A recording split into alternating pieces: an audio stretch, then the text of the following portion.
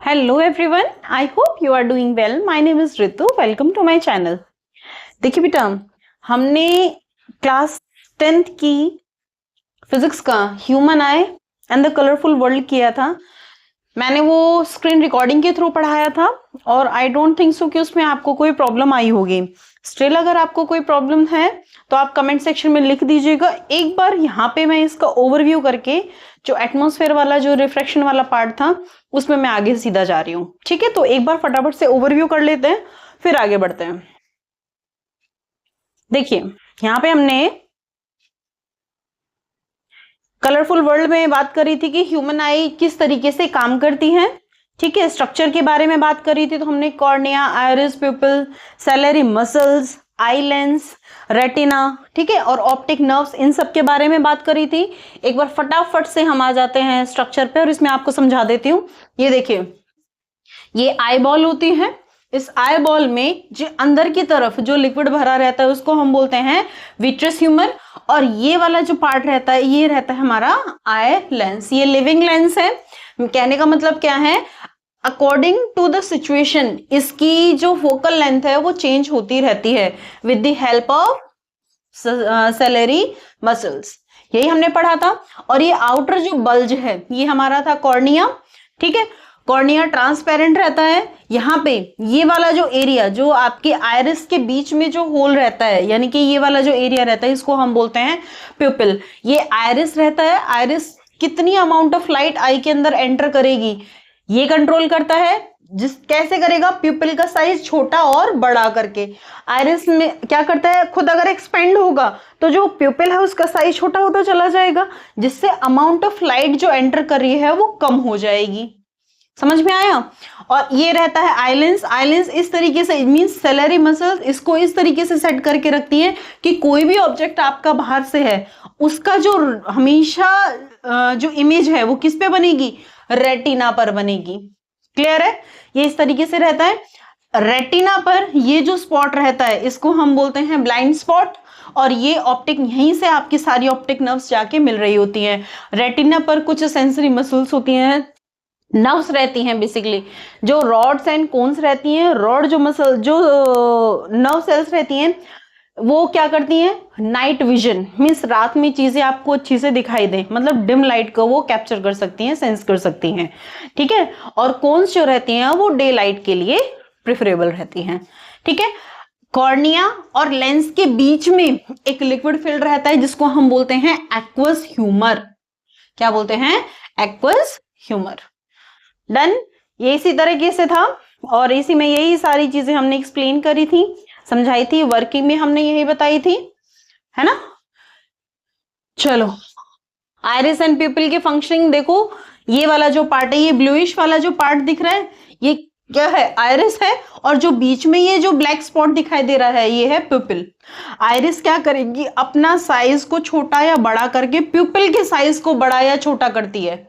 क्यों करती है, जैसे अक्सर आपने देखा होगा आप अंधेरे में हो और आपकी आंखों को कोई ऑब्जर्व करे तो जो आइरिस है उसका साइज आपको बड़ा मिलेगा, वहीं आप बाहर जाते हो तो आइरिस का साइज छोटा हो जाता है। क्यों, क्योंकि अंदर की तरफ अमाउंट ऑफ लाइट आपकी आंखों में कम एंटर करती है। ठीक है, बल्कि हम वहीं बाहर जा रहे हैं तो बाहर लाइट ज्यादा है, इसीलिए हमारा जो आईज की जो आइरिस है उसके साइज को छोटा होना पड़ता है ताकि एक सर्टेन अमाउंट ऑफ लाइट जो है हमारी आई के अंदर जा सके। ठीक है, तो इसको कंट्रोल करने का काम कौन कर रहा होता है, प्यूपिल ना, सॉरी आइरिस, आइरिस प्यूपिल के साइज को। आगे चलते हैं। ठीक है, रॉड्स एंड कोन्स के बारे में बात की जा रही है। मैंने अभी आपको एक्सप्लेन किया, नाइट विजन में रॉड्स, डे विजन में कोन्स। ठीक है, आउल की बात करें वो रात में देख पाता है, क्यों, क्योंकि उसकी आईज में रॉड्स अवेलेबल होती हैं, कोन्स नहीं होती हैं। ठीक है, ये देखिए, ये बहुत अच्छे से एक्मेंडेशन पावर क्या होती है कि जो फोकल लेंथ है वो डिस्टेंट ऑब्जेक्ट को भी हम आसानी से देख सकते हैं, साफ देख सकते हैं, पास के ऑब्जेक्ट को भी साफ देख सकते हैं। क्यों, ये होती है एक्मेंडेशन पावर, कन्वर्जिंग पावर एक तरीके से हमारे लेंस की। ठीक है, उसको बोलते हैं। ये देखो बहुत प्यारा सा इन्होंने डायग्राम के थ्रू एक्सप्लेन किया है। यहाँ ऑब्जेक्ट डिस्टेंट था, दूर था, तो वहां से पैरेलल रेज आ रही थी। इसको हमें कहाँ पे फोकस करना था? रेटिना पर। तो फोकस जो आपका लेंस है, आई लेंस है, वो क्या हो गया? थिन हो गया। किसकी हेल्प से? सेलेरी मसल्स की हेल्प से। ठीक है, अब ऑब्जेक्ट पास में है तो इन सेलेरी मसल्स ने क्या किया? इस लेंस को थिक बना दिया, जिसकी वजह से जो इमेज है कहां पड़ी? रेटिना पर पड़ी। क्लियर है? आगे चले। तो ये काम किसका होता है? सेलेरी मसल्स का।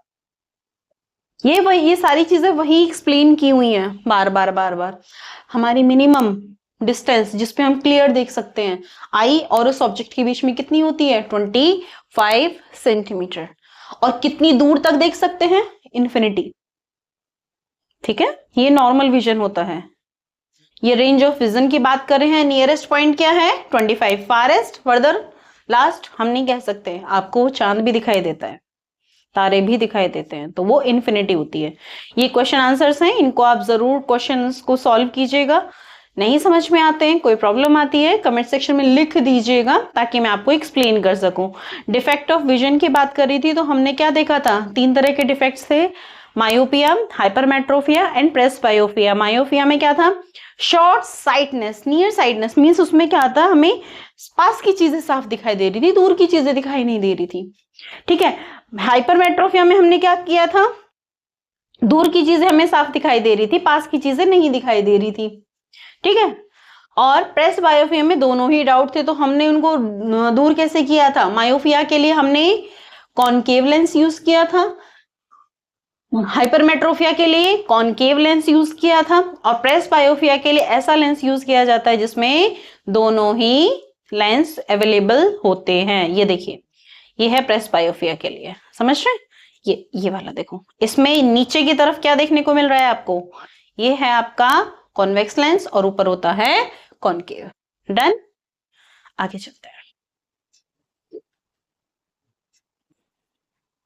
सेम क्वेश्चंस हैं, आप इनको एक्सप्लेन क्या आप सॉल्व करके देखिए, सारे क्वेश्चन 1 बाय 1 करके देखिए, समझ में आ जाएंगे। नहीं आते हैं तो कमेंट सेक्शन में लिखिएगा।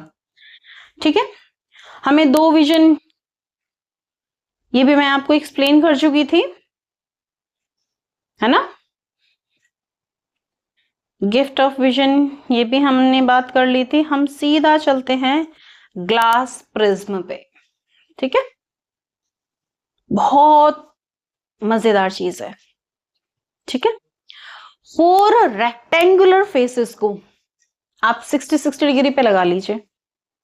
ठीक है, अब जो स्ट्रक्चर बन के तैयार होगा वो होता है हमारा प्रिज्म, वो होता है प्रिज्म। बट ये ग्लास फिल्ड होना चाहिए, सॉलिड होना चाहिए। ठीक है, आपकी बुक क्या कह रही है ये देखिए। We have already studied that refraction of light through the rectangular glass slab. In a rectangular glass slab, the emergent rays are parallel to the incident ray. आप एक बार मैं रिवाइज करवा देती हूँ कि हमने जो ग्लास प्रिज्म से पहले ग्लास की जो स्लैब थी उसमें हमने रिफ्रैक्शन कैसे देखा था। इमेजिन करके देखिए, ये आपकी कोई रेक्टेंगुलर ग्लास की स्लैब है, ठीक है, और यहां पे कोई भी आपकी जो लाइट है वो इंसिडेंट कर रही है। ठीक है, ये आपका रेयर मीडियम था और ये डेंसर मीडियम था, और according to the law of refraction जब कभी भी रे रेयर मीडियम से डेंसर मीडियम में जाती है तो वो नॉर्मल की तरफ बेंड होती है। ये नॉर्मल की तरफ बेंड हो गई और वापस अब ये डेंसर मीडियम से कहां जा रही है? रेयर मीडियम में जा रही है, तो भी ये क्या हो जाएगी? इससे दूर हो जाएगी।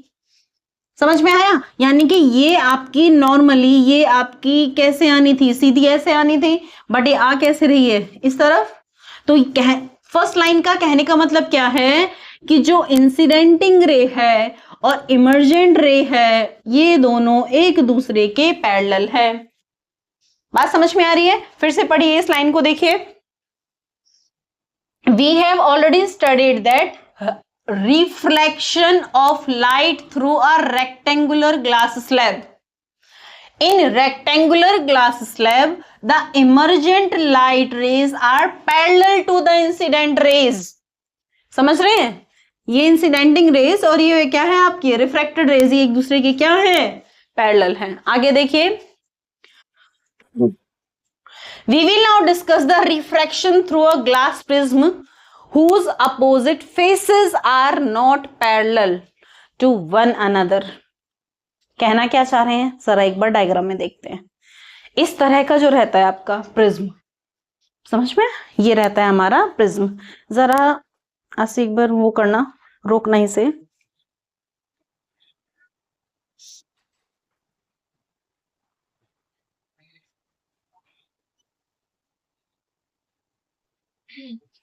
एक बार ये वीडियो आप देखिए, ये आपकी इंसिडेंटिंग रे है, ये ग्लास प्रिज्म के अंदर गई तो इस तरह चलेगी, और ये आगे बेंड हो गई। ये एयर है, ये ग्लास है और वापस से एयर है, तो ये आपका रेयर मीडियम है, ये डेंसर मीडियम है। अब ये वापस देखिए डेंसर मीडियम से रेयर मीडियम में आ रही है, तो वापस से वो बेंड हो रही है। तो इनमें डायरेक्शन कैसे आ रही है, समझ रहे हैं। यहां पे ये देखो होता क्या है, प्रिज्म एक ट्रांसपेरेंट है, ट्रांसपेरेंट है, ग्लास का बना हुआ रहता है। इसमें देखिए वन फेस रेक्टेंगल, ये ट्राइंगल है, ये रेक्टेंगल है, और नीचे भी रेक्टेंगल है, ये भी रेक्टेंगल है और ये ट्राइंगल है। आई होप आपको इसका स्ट्रक्चर समझ में आया होगा। ठीक है, आगे चलते हैं। अब मैं फटाफट से इस पैराग्राफ में क्या लिखा हुआ है ये मैं आपको बता देती हूँ। ठीक है, लाइन बाय लाइन जाएंगे, क्योंकि बहुत से बच्चे बोलते हैं कि मैडम लाइन बाय लाइन पढ़ाइए, एक्सप्लेन कर देते हो, पैराग्राफ का ओवरव्यू कर देते हो, तो उसमें हमें प्रॉब्लम आती है, फिर हमें लाइन बाय लाइन पढ़ना पड़ता है। वैसे एक चीज मैं आपको क्रिस्टल क्लियर कर देती हूँ बेटा, सक्सेस के लिए कोई शॉर्टकट मेथड नहीं होता है। भले ही मैं आपको लाइन बाय लाइन करा दूंगी, ठीक है, बट उसके बाद भी आपको लाइन बाय लाइन खुद जाना चाहिए। समझ रहे हो, इससे क्या होगा, एक बार मैंने पढ़ाया, एक बार आपने पढ़ा, और फिर से आप जब टेस्ट के लिए या किसी एग्जाम के लिए प्रिपेयर करोगे, वापस से चैप्टर से गो थ्रू होगे, तो इससे आपको फायदा मिलेगा, आपकी अंडरस्टैंडिंग डेवलप होगी। क्लियर है, चलो वेल जैसा मैंने प्रॉमिस किया लाइन बाय लाइन जाने का, मैं जाऊंगी। डन। तो यहाँ पे हमने क्या देखा था, ग्लास लैब में यही हुआ था। We will now discuss the refraction of light through the glass prism whose opposite faces are not parallel। जब ग्लास प्रिज्म की बात करेंगे तो उसके जो फेसेस होंगे वो पैरेलल नहीं है। यहां तो ये पैरेलल थे, यहां पे ग्लास प्रिज्म में ये पैरेलल नहीं है। आगे देखिए, A triangular glass prism is such an object। The triangular glass prism is shown figure, मैंने आपको भी दिखाया था, ठीक है। The triangular glass prism is a transparent object made up of glass having two triangular end and the three rectangular faces। समझ में आ रहा है? Please note that the opposite faces of triangular glass prism are not parallel to one another। ठीक है, ये glass prism के बारे में डिस्कस कर रहे हैं, ये इंक्लाइंड होते हैं 60 डिग्री पर। ठीक है, चलो क्या पढ़ूं ये पैराग्राफ, चलो पढ़ देती हूं, वरना बोलोगे मैडम आपने पैराग्राफ नहीं पढ़ा। For example in figure A opposite faces of the glass prism F1 and F2, ये रेक्टेंगुलर हैं और ये इंक्लाइंड है, नॉट पैरेलल हैं एक दूसरे के, they are inclined at the angle to one another. The angle between the opposite faces is called angle of prism. ये जो दिख रहा है ना, ये वाला, ये क्या होता है, एंगल, ये एंगल ऑफ प्रिज्म। आगे देखिए, दो an actual triangle glass prism looks like that shown in figure, but for the sake of convenience it is draw ray diagram। a triangular prism is represented by the triangle। ठीक है, ये ऐसा होता है, इसीलिए हमने क्या किया, इसको समझ सके हम आसानी से, इसीलिए हमने उसे ऐसा बनाया। डन, आगे चलें, चलो। in the refraction through a glass slab the emergent ray is parallel to the incident ray, but the refraction through a glass prism the emergent ray is not parallel to the incidenting ray। ये line काफी important है, और चलो इसको समझते हैं।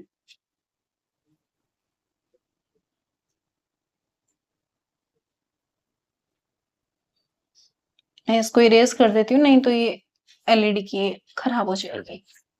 चलो,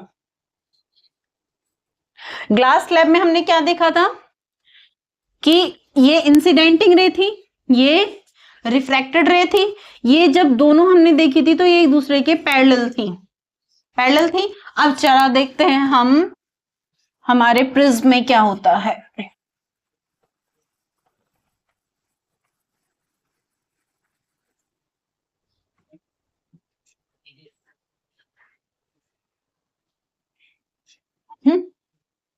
अब देखिए, ये है आपका एक ग्लास प्रिज्म, ठीक है, ट्रायंगल के फॉर्म में देख रही हूं मैं बस ऊपर की तरफ से। ये आपकी कोई इंसिडेंटिंग रे है, मैं थोड़ा सा इसे नीचे बना देती हूँ।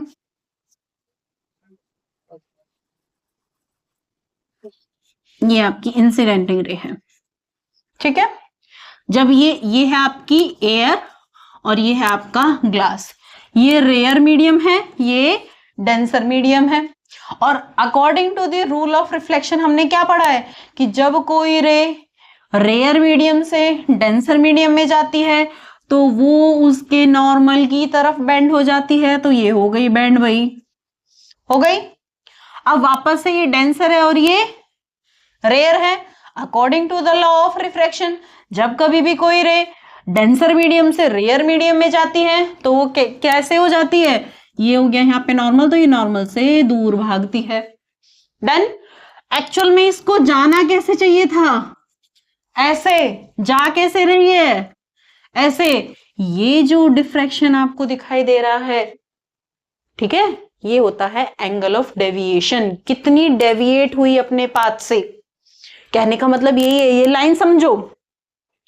इन refraction through a glass slab, the emergent rays is parallel to the incidenting ray, but refraction through the glass prism, the emergent ray is not parallel to the incidenting ray. क्या इसके पैरेलल है ना, parallel नहीं है, एक angle पर ये deviate हो रही है। The emergent ray of the light in the glass prism is not parallel to the incidenting ray of the light because the opposite faces of the glass prism are not parallel to one another. ये एक दूसरे के parallel नहीं है।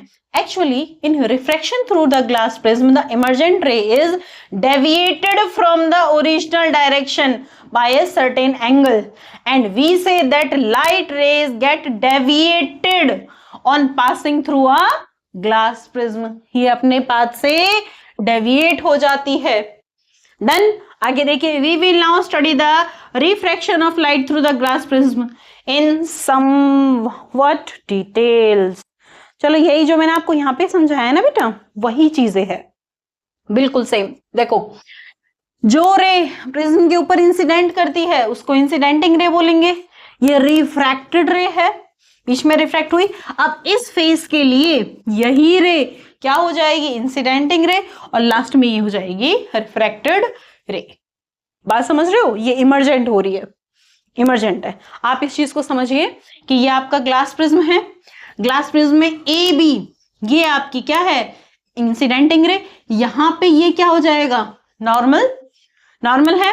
अब यही जब A B यहां से मूव करेगी और इस फेस बी के ऊपर इंसिडेंट होगी तो ये जो एनएम आपका नॉर्मल है इससे क्या होगी, इसे दूर भागना है due to the law of refraction. Due to the law of refraction क्या होगा, जब कभी भी इंसिडेंटिंग रे रेयर मीडियम से डेंसर मीडियम में जाती है तो वो अपने नॉर्मल से दूर भागती है, दूर होती है, अवे हो जाती है। तो ये क्या मैंने गलत बोल दिया, वो पास में आती है। आप रेयर से डेंसर में जा रही है तो नॉर्मल के पास में आएगी, ठीक है, और जब डेंसर से रेयर में जाएगी तो वो दूर भागती है। डन। तो सेम यही हुआ, ये इसके पास में आ गई तो ये पैरेलल हो गई, और सेम यहां पे क्या हो रही है, डेंसर से रेयर में जा रही है तो ये क्या हो जाएगी, एंगल इससे दूर भागेगी। डन। आई होप यहां तक चीजें आपको समझ में आई होंगी, क्लियर है। आगे चले, एक बार आपकी बुक में देख लें क्या लिखा हुआ है। आशु पॉज करना एक बार बेटा।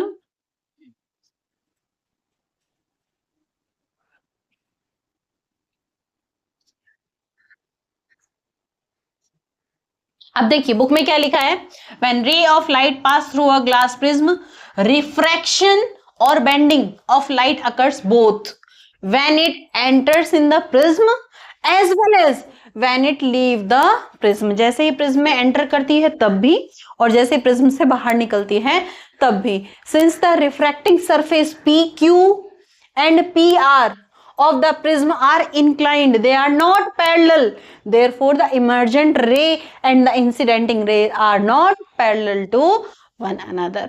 समझ में आया? अगर ये पैरेलल होते तो ये जो रे निकल रही होती हैं ये भी पैरेलल होती, ठीक है। और लेकिन ये क्या है, एक एंगल पर इंक्लाइंड है, इसीलिए ये जो इंसिडेंटिंग रे है ये और इमर्जेंट रे है ये एक दूसरे से क्या है, एक एंगल पर इंक्लाइंड है। डन। आगे देखिए, इन दिस केस द रे of the light is deviated on passing through a glass prism. देखो आप ये चीज समझिए बेटा, डेविएशन होने का मतलब क्या है, जिस पाथ पर जा रही थी उस पाथ पर ना जाके उसके एंगल में चेंजमेंट हो गया। समझ में आया? ये होता है डेविएशन। और प्रिज्म में जब कभी भी लाइट जो इमर्ज करती है वो डेविएटेड होती है किसी एंगल पर। डन। आगे चलते हैं। इसमें सिंपल बेटा वही चीजें एक्सप्लेन की हैं जो मैंने आपको यहां फिगर में एक्सप्लेन करी हैं, ठीक है। चलो, क्या मैं इसे छोड़ के आगे बढ़ जाऊं?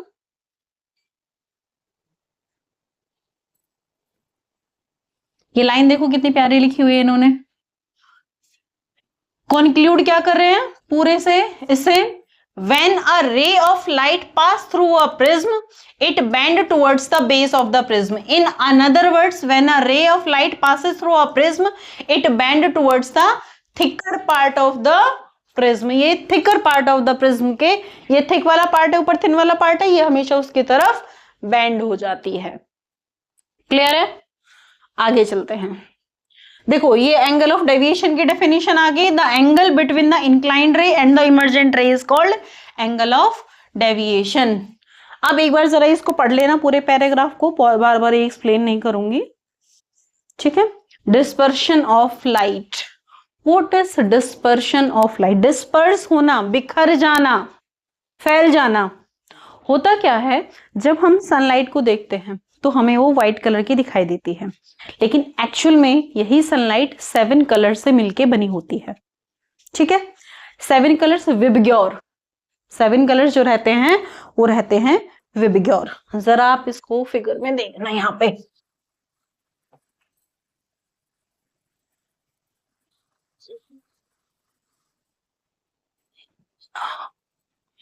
ये है आपका glass prism,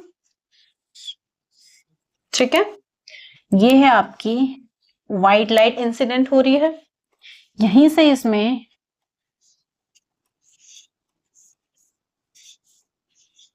white colour deviate होना स्टार्ट होगा। सबसे पहले हमें जो मिलता है वो मिलता है रेड, ठीक है, और सबसे लास्ट में मिलता है VIBGYO and then R, VIBGYOR. अब ये विबग्योर है क्या? ये जो व्हाइट लाइट थी ये इन 7 कलर से देखने को मिलती है। आप ये चीज समझना, यहाँ पे 7 कलर्स हो गए, violet, indigo, blue, green, yellow, orange, red, ये 7 कलर्स हो गए। इनका एक बैंड मिलता है, ये बैंड, इसको हम बोलते हैं स्पेक्ट्रम। स्पेक्ट्रम कौन सा होता है? Visible light. ये क्या होता है? Spectrum, visible light. क्लियर है? आगे देखिए, ये जो बैंड रहता है, स्पेक्ट्रम रहता है, इसमें सबसे ज्यादा डेविएशन, सबसे ज्यादा बेंडिंग किसमें हुई है? वॉयलेट में। सबसे कम बेंडिंग मतलब अपने पास से डेविएट कौन सी हुई है? रेड। मतलब सबसे कम डेविएशन किसमें देखने को मिलता है? रेड में, और सबसे ज्यादा वॉयलेट में, ठीक है। अब ओवरव्यू करते हैं। व्हाइट कलर की लाइट 7 कलर से मिलके बनी होती है। इन 7 कलर के सेट को हम बोलते हैं स्पेक्ट्रम। किस पैटर्न में रहते हैं? विबग्योर। सबसे ज्यादा डेविएशन वॉयलेट में, सबसे कम डेविएशन रेड में, ठीक है। अब आगे देखें, आपकी बुक क्या कह रही है? In 1665, Newton discovered by his experiment with a glass prism that white light consist of mixture of 7 colors. By saying that white light is a mixture of 7 colors, we mean that white light is a mixture of lights of 7 color. Newton sir ने क्या किया था, एक white colour की जो beam थी light की, उसको पास किया था प्रिज्म से, एक ट्रायंगुलर प्रिज्म से. The white light splits into the two form A band of 7 colours. जो व्हाइट लाइट थी वो इस तरीके के 7 कलर्स के बैंड में स्प्लिट हो गई थी. एक्चुअल में जो हम ये डिस्पर्शन की बात कर रहे होते हैं ना, ये 7 कलर तो हमें विजिबल होते हैं, इसके अलावा भी होते हैं, जैसे इंफ्रारेड है, अल्ट्रावायलेट है, ये भी रहते हैं. बट जो हमें विजिबल होता है वो सिर्फ इतना रहता है. स्पेक्ट्रम की अगर हम बात करें तो ये बहुत ब्रॉड टॉपिक है, हम आगे इसके बारे में पढ़ते हैं, ठीक है. बट अभी यहाँ पे हम बात कर रहे हैं किसकी, व्हाइट लाइट 7 कलर्स की. ये विजिबल लाइट्स हैं आपकी, जो आपको दिखाई देती हैं. छोटा सा एग्जाम्पल, रेनबो दिखता है ना. ओके, आगे देखो, सोप की बुलबुलें दिखाई देते हैं, उसमें डिफ्रैक्शन दिखाई देता है बहुत प्यारा सा, उसमें भी क्या हो रहा होता है, डिस्पर्शन. आगे देखो, the band of 7 colour formed a white screen when a beam of white light is passed through the glass prism. It is called spectrum of white light. The 7 colour of the spectrum are red, orange, yellow, green, blue, indigo and violet. The 7 colour spectrum ये है. ये जो spectrum है इसको denote करते हैं VIBGYOR से. किससे डिनोट करते हैं, विबग्योर से, जिसमें V for violet, I for indigo, B for blue और ये सारी चीजें बता रखी है. कहने का मतलब क्या है, व्हाइट लाइट 7 कलर्स में डिवाइड होती है, मतलब वो 7 कलर से मिलके बनी होती है. ग्लास प्रिज्म उसको स्प्लिट करने की कैपेसिटी रखता है. ये 7 कलर का जो बैंड होता है इसको हम बोलते हैं स्पेक्ट्रम. ये किस कलर कोड में अरेंज रहता है, विबग्योर. जिसमें सबसे ज्यादा जो डेविएशन देखने को मिलता है वो मिलता है वॉयलेट में. सबसे कम जो डेविएशन देखने को मिलता है वो मिलता है रेड में. क्लियर है. किसने इस चीज को आइडेंटिफाई किया था सबसे पहले, सर आइजैक न्यूटन ने. कब किया था, 1665 में. वैसे 1665 में एक इंपॉर्टेंट चीज और हुई थी, पता है, डिस्कवरी ऑफ सेल इसी के आसपास हुई थी ना. हाँ है ना. चलो कमेंट सेक्शन में लिख के बताना, सेल पढ़ा है ना, फटाफट से लिख के बताओ, ठीक है. चलो, ये इस तरह का दिखाई देता है. Splitting of white light into 7 colours is known as dispersion of light, is known as dispersion of light through a transparent medium. It could be prism also. ठीक है, वाटर भी होता है बट ये प्रिज्म है यहाँ पे. डन. मैं ये पूरा एक्सप्लेन नहीं करने वाली हूँ कि बार बार वही चीजें हैं, बार वही चीजें हैं कि 7 कलर की लाइट है, प्रिज्म से निकाल रहे हैं, ये 7 कलर है, सबसे ज्यादा डेविएशन इसमें मिलता है. अब देखो, एक चीज बिल्कुल ध्यान से समझना, 7 कलर अलग अलग हुए क्यों, व्हाट इज द रीजन, बता सकते हैं. द रीजन इज बिकॉज जो अलग अलग कलर की जो लाइट होती है उन सभी अलग अलग कलर की स्पीड अलग अलग होती है. समझ रहे हैं, स्पीड अलग है तो जब वो प्रिज्म से निकलती हैं तो अपनी स्पीड के अकॉर्डिंग उनमें डेविएट हो जाती हैं. जिसकी स्पीड सबसे ज्यादा होगी वो सीधा निकल जाएगी, जिसकी कम होगी बेचारी डेविएट होकर निकल रही होती है. समझ रहे हैं. ओके, ये देखिए यहाँ पे लिखा हुआ भी होगा कहीं, the dispersion of white light occur because the color of white light travel at the different speed through the glass prism. The amount of refraction depend on the speed of colored light into the glass. Now since the different color travels at the different speed, they are refracted by the different angle on passing through the glass prism. So when white light consists of the 7 colors fall on a glass prism, each color in it is refracted by a different angle with the result that 7 colors are spread out to form a spectrum. सबका colour अलग था, बाहर निकले अलग अलग दिखाई देंगे, ठीक है, और इसीलिए हम वहां पे स्पेक्ट्रम आपको देखने को मिलता है. रेड कलर सबसे कम डेविएट होता है, क्यों, इसीलिए वो अपर पार्ट में है, और जो वॉयलेट कलर है वो सबसे ज्यादा डेविएट होता है, इसीलिए वो बॉटम में दिखाई देता है। ठीक है। एक चीज और यहाँ पे एक बहुत इंपॉर्टेंट लाइन दी हुई है, please note that the 7 colour of the spectrum differ only in their frequencies, उनके फ्रीक्वेंसीज में डिफरेंस देखने को मिलता है।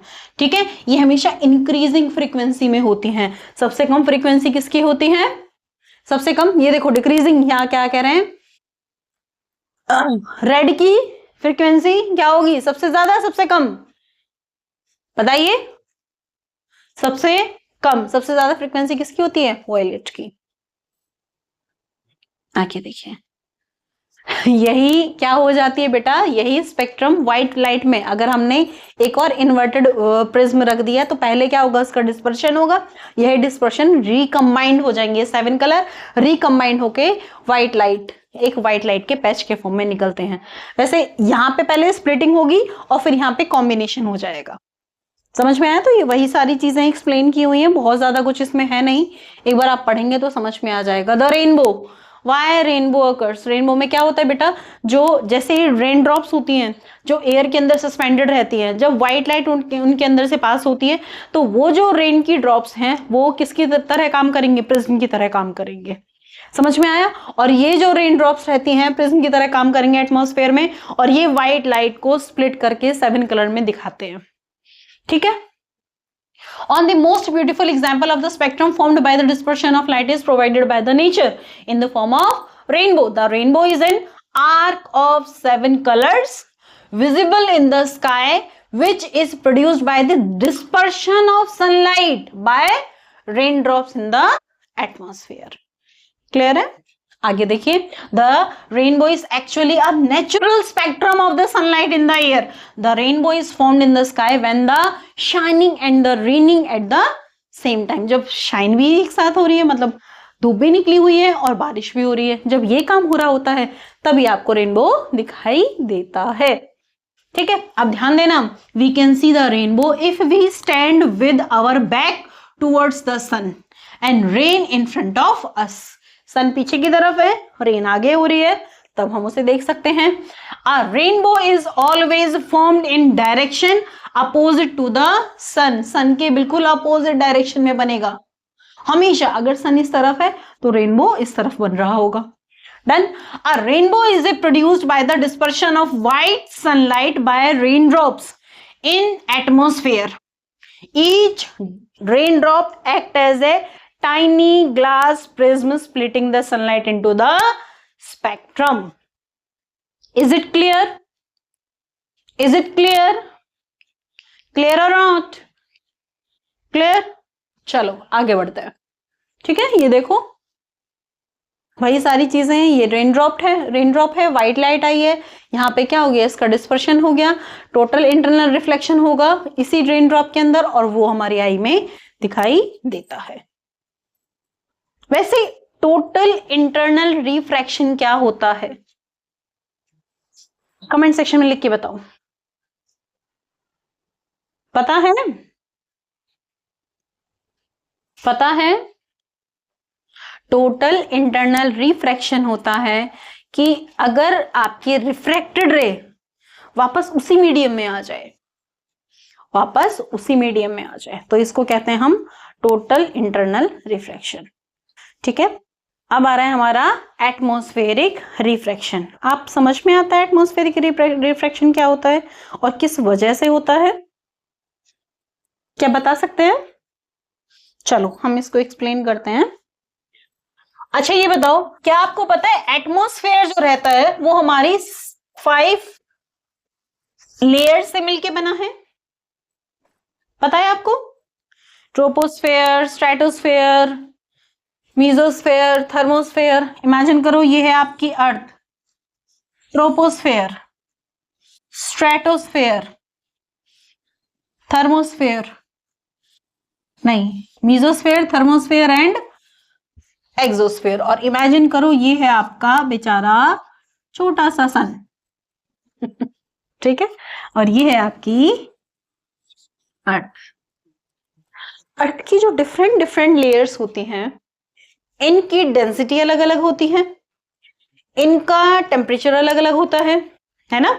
जैसे हम ट्रोपोस्फेयर में बात करें तो जैसे जैसे हम धीरे धीरे राइज करते हैं टेम्परेचर माइनस होता चला जाता है। फिर हम थर्मोस्फेयर स्ट्रेटोस्फेयर में ऊपर की तरफ जाते हैं तो टेम्परेचर क्या होने लगता है, पहले तो बढ़ने लगता है, यहाँ पे बढ़ने लगेगा, फिर और बढ़ने लगेगा, फिर और बढ़ने लगेगा और बढ़ने लगेगा। लेकिन जो आपकी ट्रोपोस्फेयर रहती है ये अकेली एक ऐसी लेयर रहती है जिसमें जो आपका टेम्परेचर रहता है ग्राउंड पे ज्यादा रहेगा और ऊपर की तरफ जैसे बढ़ते चले जाएंगे उसमें क्या देखने को मिलता है, टेम्परेचर में डिक्रीमेंट देखने को मिलता है। ठीक है, वेल इसका रीजन है ग्रीन हाउस इफेक्ट, बट उस टॉपिक पे हम जाएंगे बाद में। ठीक है, बढ़े आगे। Troposphere, stratosphere, mesosphere, thermosphere and ये है आपका एक्सोस्फेयर। डेंसिटी अलग, मीडियम अलग हो गया, क्योंकि डेंसिटी ही तो रहती है जो मीडियम को डिफरेंट करने का काम कर रही होती है। यस, ट्रोपोस्फेयर अलग डेंसिटी अलग मीडियम की तरह काम करेगा, स्ट्रेटोस्फेयर अलग डेंसिटी अलग मीडियम की तरह काम करेगा।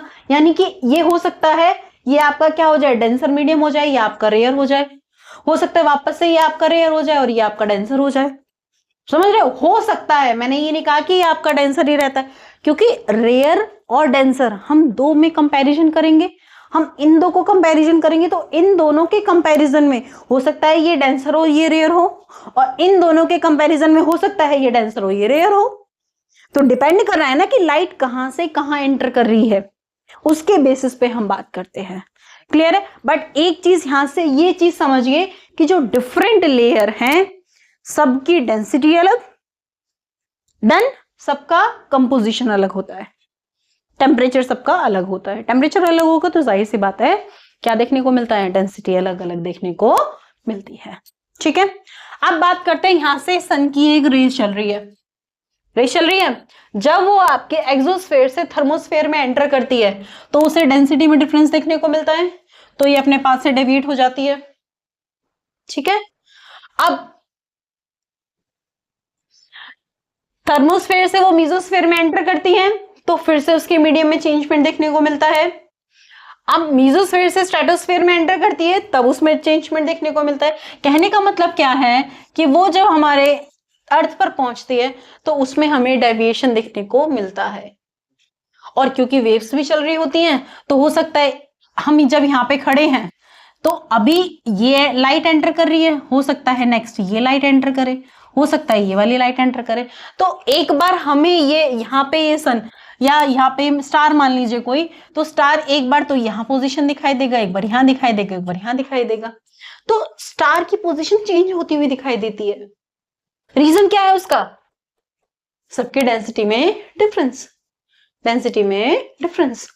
ठीक है, this is the reason, twinkling.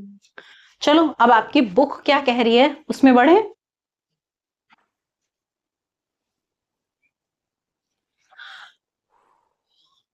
Mute करना एक बार। चलो आपकी बुक क्या कह रही है पढ़ते हैं। We know that when light goes from one medium to another medium having different optical density the refraction of light ray takes place. Yes, now the atmosphere we have air everywhere, but all the air in the atmosphere is not the at the same temperature. Some of air layer are cooler, where some of air layer are comparatively warmer. Now the cooler air layer of the atmosphere behaves as optical medium. I'm really sorry, वो एकदम से puzzle हो गया, cooler air layer तो सारा एक जैसा आ गया था, तो कोई बात नहीं, चलो वो अंडरस्टूड है। Layer of the atmosphere behave as the optical denser medium for the light ray, whereas the warmer layer behave as the rare medium. यही बात कर रहे हैं कि जो वार्मर होगी वो क्या हो जाएगी, रेयर हो जाएगी, जो कूलर होगी वो कैसी हो जाएगी, डेंसर हो जाएगी। So in the same atmosphere we have air layer having different optical density, सबकी डिफरेंट ऑप्टिकल डेंसिटी होती है।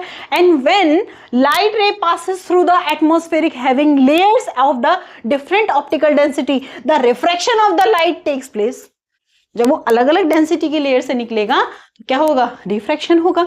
The refraction of the light caused by the earth atmosphere is called atmospheric refraction. इसको हम क्या बोलते हैं? Atmospheric refraction. बात समझ में आई? अब इसमें वही सारी चीजें दिए हुए हैं। देखो इस चीज को हम कैसे देख सकते हैं? If we look at the object through the hot air over a fire, तो हमें वो थोड़ा सा मूव होता हुआ दिखाई देता है। क्यों? क्योंकि जो वार्मर एयर होती है उसके डेंसिटी में डिफरेंस देखने को मिलता है, और वही एयर जो बाहर कूलर एयर रहती है उसकी डेंसिटी डिफरेंट होती है। तो इसी वजह से हमें जो ऑब्जेक्ट है वो मूव होते हुए दिखाई देते हैं। This can be explained as follow: air just above the fire because the hotter air is optical rare but cooler air is further optical denser. आप इसको इस तरीके से समझने की कोशिश कीजिए। यहां पे देखिए, ये कैंडल की फ्लेम, इसके आसपास की ये जो एयर है ये होगी वार्मर एयर है, तो इसकी जो डेंसिटी हो जाएगी वो कैसी हो जाएगी? रेयर।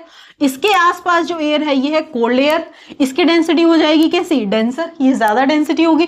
तो जब यहां से यहां आपका कोई ऑब्जेक्ट रखा हुआ है, मान लीजिए इस ऑब्जेक्ट को हम यहाँ पे देखने की कोशिश कर रहे हैं, तो पहले डेंसर मीडियम से रेयर मीडियम से डेंसर मीडियम, और फिर हमारी आई में एंटर कर रहा होता है। तो हमें क्या अलग अलग डेंसिटी से दिखाई दे रहा ऑब्जेक्ट, तो हमें वो ऑब्जेक्ट क्या है? मूव होता हुआ दिखाई देता है।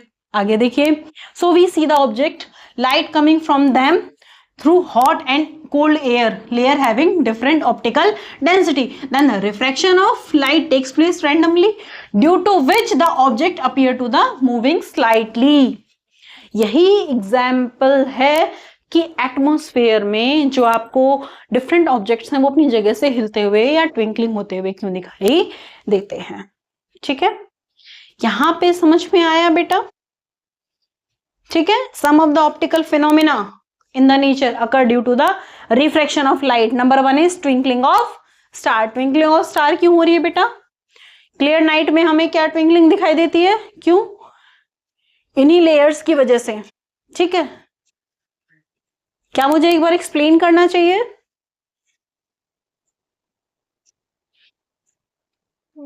चलो फटाफट से एक्सप्लेन कर ही देती हूं, फिर ये चैप्टर हमारा खत्म हो जाएगा।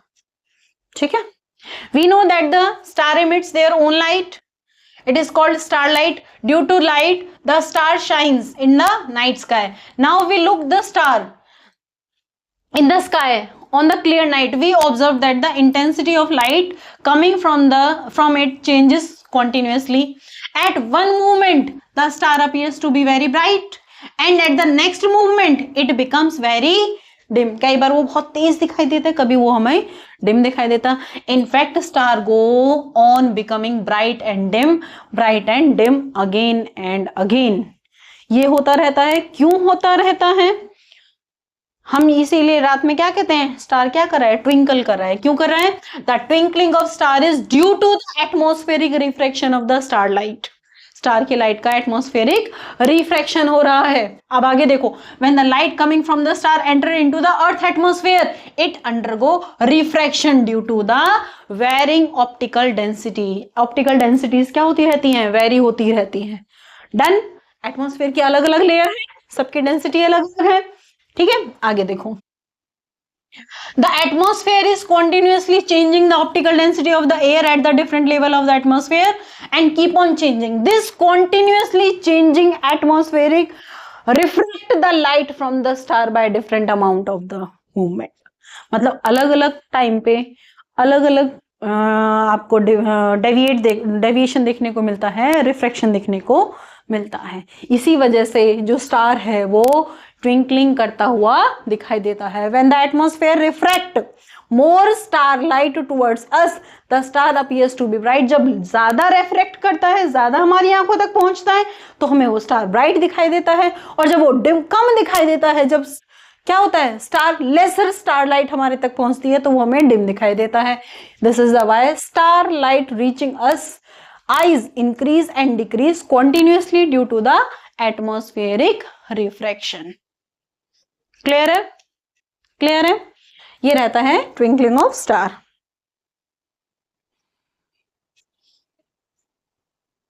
प्लैनेट्स ट्विंकल करते हुए दिखाई नहीं देते। प्लैनेट्स ट्विंकल करते हुए दिखाई नहीं देते, जबकि स्टार दिखाई देते हैं। उसका ये रीजन है, यहां पे देखो, ये बड़ा इंपॉर्टेंट है आपके लिए। We know that star twinkle at night but planet do not twinkle at night. इसके ऊपर क्वेश्चन भी आता है कई बार। This can be explained as follow, the star appears very very small to us, so the star can be considered at the point source of the light. वो point source की बात कर सकते हैं। The continuously changing atmosphere is able to cause variation in the light coming from the point size star. इसीलिए जो atmosphere है, point size से अगर कोई लाइट आ रही है तो उसको रिफ्लेक्ट करता हुआ आसानी से हमें दिखाई भी दे जाता है और हम उसको ऑब्जर्व भी कर पाते हैं। On the other hand the planets appears to be quite big. जो प्लैनेट्स होते हैं वो आपकी साइज में बड़े होते हैं, अगर वो लाइट को रिफ्लेक्ट करेंगे भी और मान लीजिए उसमें डेविएशन देखने को मिलेगा भी तो वो बहुत माइल्यूट होगा, हम उसको इजीली ऑब्जर्व नहीं कर पाएंगे। So the planet can be considered as the collection of the very large number of point sources of the light. The dimming of effect produced by the sum of the point sources of the light, one part of the planet is nullified by the brighter effect produced by the point source of the light in its outer part। समझ में आया? तो वो क्या हो जाता है, nullified हो जाता है, हमें उतना समझ में नहीं आता, दिखाई नहीं देता, इसीलिए वो ट्विंकल करते हुए दिखाई नहीं देते हैं। Overall the continuously changing atmosphere is unable to cause variation in the light coming from the big size planet, because of which the planet do not twinkle at all। इसीलिए planet जो है twinkle करते हुए दिखाई नहीं देते हैं। Overview, star point size थे, स्टार पॉइंट साइज थे उनसे लाइट रे आ रही थी। पॉइंट फॉर्म में जब रहेंगे तो उनमें जो पॉइंट में मतलब ये कह सकते हो कि उनकी पोजीशन में अगर चेंजमेंट होता है ड्यू टू द रिफ्रैक्शन तो हम उसको इजीली ऑब्जर्व कर लेते हैं। ठीक है, हमारी आई की इतनी अकोमोडेशन होती है, लेकिन वहीं जो प्लैनेट है उनका साइज क्या है, बड़ा है। अगर उसमें जरा सा भी उसके साइज में मतलब इधर उधर होता है, वो मान लीजिए उसमें डेविएशन होता है उससे जो लाइट आ रही है, तो क्योंकि उसका साइज इतना बड़ा है कि वो इफेक्ट नलिफाइड हो जाता है, हम उसको ऑब्जर्व ही नहीं कर पाते हैं। समझ में आया? होता तो उसमें भी है, रिफ्रैक्शन उसमें भी देखने को मिलता है, बट वो इसका साइज इतना बड़ा है कि उसमें वो शिफ्टिंग नलिफाइड हो जाती है, हम उसको ऑब्जर्व नहीं कर पाते हैं। अशु पानी दे बेटा। स्टार्स जो हैं वो एक्चुअल पोजीशन से हायर दिखाई देते हैं। इसका भी रीजन क्या है, क्योंकि जो ऑप्टिकल डेंसिटी है वो बढ़ती हुई चली जा रही है। ठीक है, क्लास में ऑप्टिकल डेंसिटी क्या हो रही है, कॉन्टिन्यूसली बढ़ती चली जा रही है, इसीलिए जब रिफ्रैक्शन होगा तो हमें ऑब्जर्व कहां होंगे, ऊपर की तरफ होंगे। ये भी टोटली पूरी तरीके से डिपेंड कर रहा है किसकी वजह से, रिफ्रैक्टिव इंडेक्स की वजह से। ठीक है, advance sunshine and delay sunset, इसका भी रीजन रहता है रिफ्रैक्शन। ठीक है, 2 मिनट पहले हमें ऐसा लगता है सनराइज हो गया है और 2 मिनट बाद हमें लगता है कि सनसेट हुआ है। उसका भी रीजन क्या है, रिफ्रैक्शन। आप कहेंगे तो ये दोनों जो टॉपिक हैं उनको मैं दोबारा से एक्सप्लेन कर दूंगी। ठीक है, बट आप इसको एक बार पढ़ के देखिएगा। पर स्पेक्ट्रम ऑफ लाइट है ना आगे, स्कैटरिंग ऑफ लाइट। चलो ये हम टॉपिक जो है ना, ये दोनों